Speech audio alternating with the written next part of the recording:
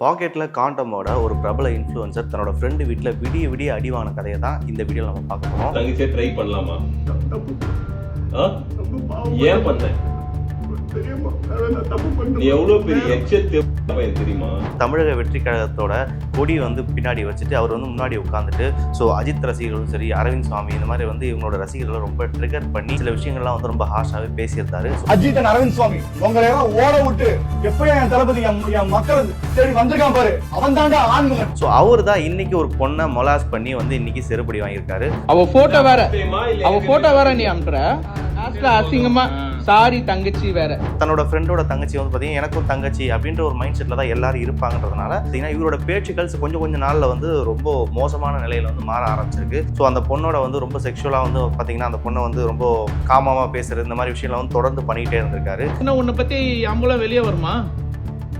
இது எப்படி இந்த வீடியோ வந்து எடிட் பண்ணிட்டாங்க, மார்க் பண்ணிட்டாங்க, அதாவது யூடியூப்ல உட்காந்து ஃபால்ஸ் அலிகேஷன்ஸ் குடுத்துட்டு இருக்கீங்க உட்காந்து எல்லாருக்கும்.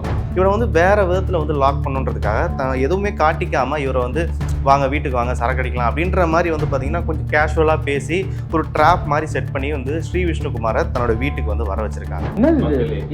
பாக்கெட்ல இருந்து காண்டம் இருக்கு. நீங்க இவ்வளவு நேரம் வைஃப் கிட்ட ஏய் உன் வைஃப் பிரெக்னன்ட்டா தானே இருக்காங்க? பாக்கெட்ல காண்டமோட ஒரு பிரபல இன்ஃப்ளூயன்சர் தன்னோட ஃப்ரெண்டு வீட்டில் விடிய விடிய அடி வாங்கின கதையை தான் இந்த வீடியோவில் நம்ம பார்க்க போகிறோம். ஸ்ரீ விஷ்ணுகுமார் கிட்டத்தட்ட நிறைய ஃபாலோவர்ஸோட வந்து பார்த்தீங்கன்னா சோஷியல் மீடியாவில் ரொம்ப பிரபலமாக இருந்த நபர் தான். அவர் மேலே வந்து சில அலிகேஷன்ஸ்லாம் இருந்துச்சு. ஏன்னா சில நாட்களுக்கு முன்னாடி அவர் மேலே வந்து பார்த்தீங்கன்னா ஒரு மோசடி வழக்கு வந்து பார்த்தீங்கன்னா அவர் மேலே போட்டாங்க. வந்து ஏதோ ஒரு ஃபண்டில் வந்து பார்த்தீங்கன்னா ட்ரேடிங் இந்த விஷயத்தில் வந்து மோசடி பண்ணியிருக்காருன்ற மாதிரி ஒரு விஷயம் வந்து வந்துருந்துச்சு. அதை தொடர்ந்து வந்து பார்த்தீங்கன்னா சில விஷயங்கள் கொஞ்ச நாள் அப்படியே போயிட்டு தான் இருக்குது. ரீசெண்டாக ஒரு வீடியோ போட்டிருந்தார். அதாவது தமிழக வெற்றி கழகத்தோட கொடி வந்து பின்னாடி வச்சுட்டு அவர் வந்து முன்னாடி உட்காந்துட்டு அஜித் ரசிகர்களும் சரி, அரவிந்த் சுவாமி இந்த மாதிரி வந்து இவங்களோட ரசிகர்களை ரொம்ப ட்ரிகர் பண்ணி சில விஷயங்கள்லாம் வந்து ரொம்ப ஹார்ஷாகவே பேசியிருந்தாரு. அதுவும் வந்து சோஷியல் மீடியா ரொம்பவே சர்க்குலேட் ஆகிட்டு இருந்துச்சு.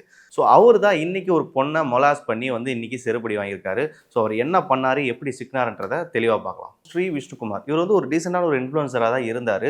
நிறைய கொலாப்ஸ் இந்த மாதிரி வந்து பார்த்தீங்கன்னா நிறைய விஷயங்கள் சோஷியல் மீடியாவில் பண்ணிட்டு தான் வந்துட்டு ஒரு படத்தை பார்த்து அதை பற்றி ரிவ்யூ பண்ணுறது இந்த மாதிரி விஷயங்கள் வந்து நிறைய பண்ணிட்டு இருந்தார். இந்த கட்டத்தில் தான் வந்து பார்த்தீங்கன்னா தன்னோட ஃப்ரெண்ட் சர்க்கிளில், தன்னோட ஒரு க்ளோஸ் ஃப்ரெண்ட் அந்த சர்க்கிளில் வந்து பார்த்தீங்கன்னா தன்னோட ஃப்ரெண்டோட தங்கச்சியோட பழக்கம் வந்து பார்த்தீங்கன்னா இவருக்கு கிடச்சிருக்கு. கிட்டத்தட்ட ஒரு வாட்டி தான் அந்த தங்கச்சி அவரோட ஃப்ரெண்டோட தங்கச்சி வந்து பார்த்ததா சொல்லப்படுது. அப்படி தான் வந்து இவங்க வந்து அவங்களுக்கு ஃபர்ஸ்ட் டைம் தெரிஞ்சிருக்கு. அதுலேயே வந்து அவங்களோட இன்ஸ்டா ஐடியா கண்டுபிடிச்சு அவர் வந்து டெக்ஸ்ட் பண்ணவும் ஆரம்பிச்சிருக்காரு. இப்போ வந்து தன்னோட ஃப்ரெண்டோட தங்கச்சி வந்து பார்த்தீங்கன்னா எனக்கும் தங்கச்சி அப்படின்ற ஒரு மைண்ட் செட்டில் தான் எல்லாரும் இருப்பாங்கன்றதுனால அந்த நபர் வந்து பார்த்தீங்கன்னா ரொம்ப கேஷுவலாக எடுத்துக்கிட்டு அப்படியே இருந்துட்டாரு. அவங்களோட தங்கச்சி வந்து பார்த்தீங்கன்னா இவரோட பேச்சுக்கள் கொஞ்சம் நாளில் வந்து ரொம்ப மோசமான நிலையில் வந்து மாற ஆரம்பிச்சிருக்கு. அப்போ தான் வந்து இந்த பொண்ணுக்கு தெரியுது இவர் வந்து பார்த்தீங்கன்னா நம்மகிட்ட வேற மாதிரி ட்ரை பண்ணுறாருன்றது அந்த பொண்ணுக்கு வந்து தெரிய ஆரம்பிக்குது. அந்த பொண்ணோட வந்து ரொம்ப செக்ஷுவலாக வந்து பார்த்தீங்கன்னா அந்த பொண்ணை வந்து ரொம்ப காமமாக பேசுறது இந்த மாதிரி விஷயம்லாம் வந்து தொடர்ந்து பண்ணிக்கிட்டே இருந்திருக்காரு. கூடவே வந்து பார்த்தீங்கன்னா தங்கச்சிங்கிற வார்த்தையை வந்து ஆட் பண்ணிட்டு இந்த மாதிரி பண்ணிட்டு வந்துட்டு இருக்காரு. ஏன்னா ரீசெண்ட் டைம்ஸில் இந்த அண்ணா பாப்பா லவ்ங்கிற விஷயம் வந்து பார்த்தீங்கன்னா ரொம்ப வந்து ஃபேமஸாக போயிட்டு இருக்கு. அண்ணன் தங்கச்சியாக இருப்பாங்க, ஆனால் வந்து சில விஷயங்கள் வந்து பார்த்தீங்கன்னா ரொம்ப கப்புள்ஸ் மாதிரி நிறைய விஷயங்கள் வந்து பண்ணிட்டு சுற்றுவாங்க.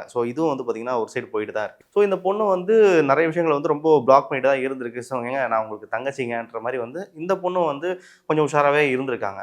ஆனால் இந்த பொண்ணுக்கு வந்து கண்டிப்பாக வந்து பாராட்டியே ஆகணும். தன்னை வந்து ஒரு பையன் வந்து தவறான முறையில் வந்து அணுகிறான் அப்படின்றத தெரிஞ்சுக்கிட்ட அந்த பொண்ணு வந்து டேரெக்டாக தன்னோட அண்ணன்கிட்ட வந்து பார்த்தீங்கன்னா இவர் வந்து என்கிட்ட வந்து தப்பான முறையில் பேசுகிறாரு அப்படின்ற விஷயத்த வந்து இந்த பொண்ணு வந்து பார்த்தீங்கன்னா அவர்கிட்ட சொல்கிறாங்க. இந்த பொண்ணு அவரோட அண்ணன்கிட்ட இந்த விஷயத்த சொன்னதுக்கப்புறம் பெருசாக எதுவுமே ரியாக்ட் பண்ணாமல் இவரை வந்து வேறு விதத்தில் வந்து லாக் பண்ணுன்றதுக்காக எதுவுமே காட்டிக்காமல் இவரை வந்து வாங்க வீட்டுக்கு வாங்க சரக்கு அடிக்கலாம் அப்படின்ற மாதிரி வந்து பார்த்தீங்கன்னா கொஞ்சம் கேஷுவலாக பேசி ஒரு ட்ராப் மாதிரி செட் பண்ணி வந்து ஸ்ரீ விஷ்ணுகுமாரை தன்னோட வீட்டுக்கு வந்து வர வச்சிருக்காங்க. வந்த உடனே இவருக்கு தெரியாது. ஏன்னா வந்து எல்லாருமே ரொம்ப கேஷுவலாக வந்து பார்த்தீங்கன்னா எப்பவும் போல் நார்மலாக இருக்கவும் இதை பற்றி யாருக்கும் தெரியாதுன்ற மாதிரி ஸ்ரீ விஷ்ணுகுமார் வந்து ரொம்ப கேஷுவலாக இருந்திருக்காரு. கொஞ்ச நேரம் ஆகிறதுக்கு அப்புறம் தான் இவரை வந்து பட்டுன்னு பிடிச்சி இந்த மாதிரி நீ ஏன் வந்து என் தங்கச்சிக்கு மெசேஜ் பண்ண, இது வந்து நீ ரொம்ப தப்பாக பேசியிருக்கேன்னு அவர்கிட்ட கேட்ட உடனே தான் இவரோட சுயரூபம் வந்து பார்த்தீங்கன்னா கொஞ்சமாக வெளியே வருது. நான் வந்து தெரியாமல் பண்ணிட்டேன். அவங்க கேட்குறாங்க, ஃப்ரெண்டோட தங்கச்சிக்கிட்ட எப்போ நீ இப்படி பேசுகிற அப்படின்னு கேட்டால், இல்லைங்க ரொம்ப தப்பு தான் இப்படி பேசினது. அதாவது கொஞ்ச நாளைக்கு முன்னாடி இந்த டிவிக்கு அந்த கொடியை வந்து பேக் சைடில் வச்சுட்டு இவர் வந்து ரொம்ப வீர வசனம்லாம் பேசிகிட்டு இருந்தார். ஸோ அது வந்து காலையில் பெரிய நியூஸாகவும் போயிட்டு இருந்துச்சு. ஸோ இவர் வந்து டிவிகேல வந்து பார்த்தீங்கன்னா ஒரு மெம்பராக இருக்கிறதா வந்து சொல்லப்படுது. ஸோ அதனால தான் இவர் வந்து தமிழக வெற்றி கழகத்தோட கொடியை பேக் சைடில் வச்சுட்டு ஸோ அஜித்தோட ரசிகர்களும் சரி, அரவிந்த் சுவாமி இவங்களெல்லாம் வந்து ரொம்ப விமர்சித்து வந்து பேசியிருந்தாரு. ஸோ இது ரொம்ப வைரலாக போயிருந்துச்சு. ஸோ இதனால் வந்து இப்போ எப்படி இது வந்து போர்ட்ரேட் ஆயிருக்குன்னா, அதாவது தமிழக வெற்றி கழகத்தில் இருக்கக்கூடிய இந்த உறுப்பினர்கள்லாம் வந்து பார்த்தீங்கன்னா இப்படி தான் இருப்பாங்க அப்படின்ற மாதிரி ஒரு போர்ட்ரேட் ஆகி இவர் ஒருத்தர் பண்ணது இதில் சேர்ந்த எல்லாருமே வந்து இப்படி தான் இருப்பாங்க. ஏன்னா வந்து ட்ரோல் மெட்டீரியல் மாதிரி இப்போ வந்து இவரை வச்சு டிவிகேல இருக்க மற்ற மெம்பர்ஸையும் வந்து பார்த்தீங்கன்னா கிண்டல் பண்ணிட்டு இருக்காங்க. விஜய் அவர்கள் வந்து ஃபியூ டேஸ் முன்னாடி தான் என்னுடைய கட்சியை சார்ந்த நீங்களாம் வந்து பார்த்தீங்கன்னா எனக்கு வந்து ஃபேன்ஸ் கிடையாது, நீங்கள் வந்து என்னுடைய கட்சியோட விர்ச்சுவல் வாரியர்ஸ்ன்னு சொல்லிட்டு அவர் வந்து ஒரு அடையாளத்தை வந்து கொடுத்துருந்தாரு.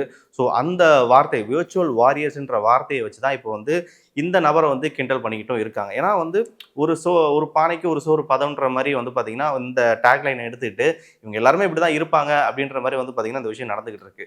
ஸோ இன்னொரு தரப்பில் வந்து ஏன் மற்ற கட்சிகளில் வந்து பார்த்தீங்கன்னா இந்த மாதிரி செயல்லாம் வந்து நடந்ததே கிடையாதா? ஏன்னா எல்லா கட்சியிலையும் வந்து பார்த்தீங்கன்னா எல்லா விதமான அலிகேஷன்ஸும் வந்து நடந்துட்டு தான் இருக்குது. ஸோ திமுக சேர்ந்த வந்து ஞானசேகரன்ற ஒருத்தர் வந்து பார்த்தீங்கன்னா அண்ணா பல்கலைக்கழகத்துக்குள்ளே போயிட்டு ஒரு பொண்ணை மலாஸ் பண்ணதான் வந்து ஒரு கேஸ் ஆயிருந்துச்சு.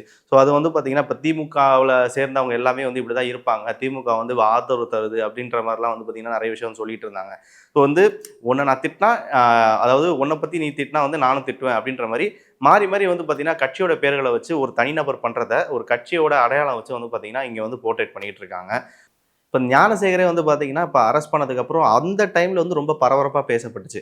ஸோ வந்து இப்படி இப்போ ஒரு பொண்ணை வந்து பார்த்தீங்கன்னா மொலாஸ்ட் பண்ணிட்டாரு, இது வந்து கண்டிப்பாக வந்து குற்றத்துக்கு இப்போ ஞானசேகரோட கேஸ் எடுத்துக்கிட்டாலே ஆரம்ப கட்டத்தில் ரொம்பவே வந்து பிரபலமாக பேசப்பட்டுச்சு.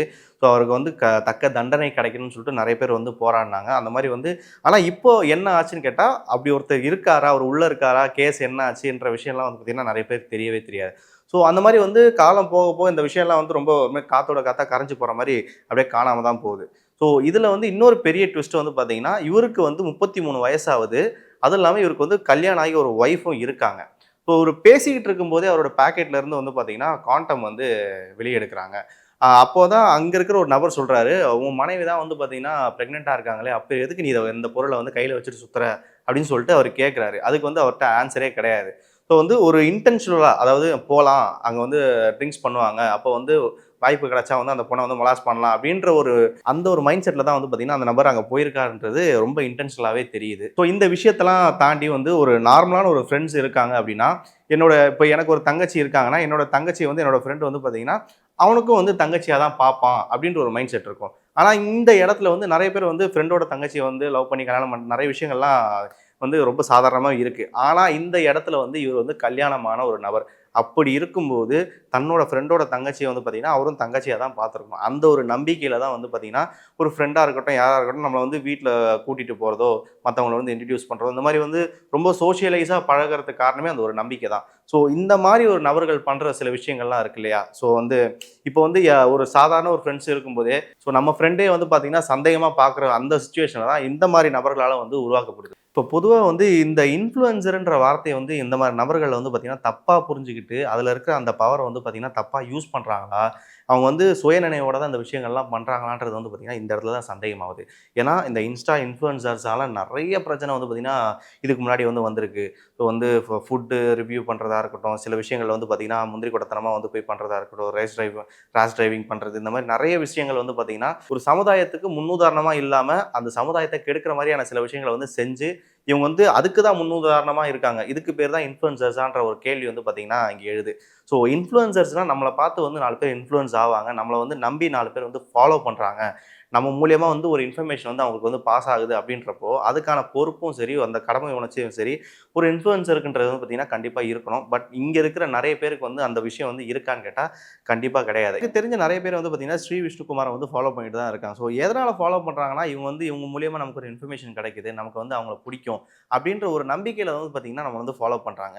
நம்ம வந்து ஒருத்தவங்களை ஃபாலோ பண்ணுறது, அவங்களுடைய ஐடியாஸ் எடுத்துக்கிறது, அவங்களால வந்து இன்ஃப்ளூயன்ஸ் ஆகிறதுலாம் வந்து பார்த்தீங்கன்னா தப்பு கிடையாது. ஆனால் எந்த விதத்தில் வந்து இன்ஃப்ளூயன்ஸ் ஆகிறோன்றது தான் வந்து இங்கே விஷயமே. ஸோ ஒருத்தட்ட வந்து பார்த்தீங்கன்னா நல்லதை மட்டும் தான் எடுத்துக்கணும், கெட்டதை வந்து கண்டிப்பாக விட்டுறணும். இந்த இடத்துல வந்து அந்த பொண்ணுக்கு வந்து பார்த்தீங்கன்னா கண்டிப்பாக வந்து பாராட்டி ஆகணும். ஏன்னா ஸோ இந்த இடத்துல அந்த பொண்ணை வந்து நம்ம பாராட்டி தான் ஆகணும். ஏன்னா வந்து நம்ம கிட்ட ஒருத்தன் வந்து பார்த்தீங்கன்னா தப்பாக அப்ரோச் பண்ணுறான் அப்படின்றத வந்து உள்ளுக்குள்ளேயே வச்சுக்காம அதுக்காக வந்து பயந்துட்டு வந்து பார்த்தீங்கன்னா அதை வந்து யார்கிட்டயும் ஷேர் பண்ணாமல் இருக்கிறதுக்கு, ஸோ நம்மக்கிட்ட தெரிஞ்ச அண்ணனா இருக்கட்டும், அப்பாவா இருக்கட்டும், அம்மா யார்கிட்டயாச்சும் எனக்கு வந்து இந்த மாதிரி ப்ராப்ளம் இருக்குது, என்ன ஒருத்தன் டிஸ்டர்ப் பண்ணுறான், என்ன ஒருத்தங்க டிஸ்டர்ப் பண்ணுறாங்கன்றத வந்து ஓப்பனாக சொல்லும்போது தான் அதுக்கான தீர்வு கிடைக்கும். ஸோ இந்த மாதிரி வந்து எல்லா பெண்களும் தனக்கு வந்து ஏதாச்சும் ப்ராப்ளம் இருந்துச்சுன்னா கண்டிப்பாக அடுத்தவங்க கிட்ட, அதாவது நம்ம கிட்ட க்ளோஸாக இருக்க அண்ணனோ அப்பாவோ யார்கிட்டயோ வந்து கண்டிப்பாக ஷேர் பண்ணுங்கள்.